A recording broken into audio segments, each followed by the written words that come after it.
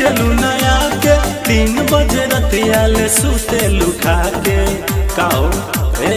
बोला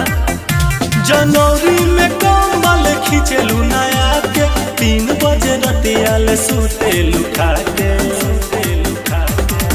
होते सवेरे धारे जोड़े में दर्द हाँ दर्द। अरे सुनी ना बोला बड़ी लागत भोरे में सरत हसरत जातलो ना कोरे में मारत बड़ी लागत भोरे में सरत हसरत जातलो ना कोरे में मारत म्यूजिक बाय आशीष श्रीवास्तव।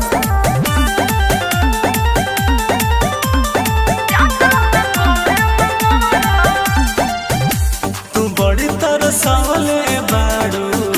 पियावा के पाला में आगी न सुन गवले बाड़ू चैली नु खाला में ए हो तो राती में घूर परी हो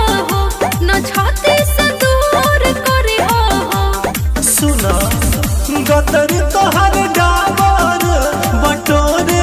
दाना सहद हाँ सहद। सुनी ना बोला बड़ी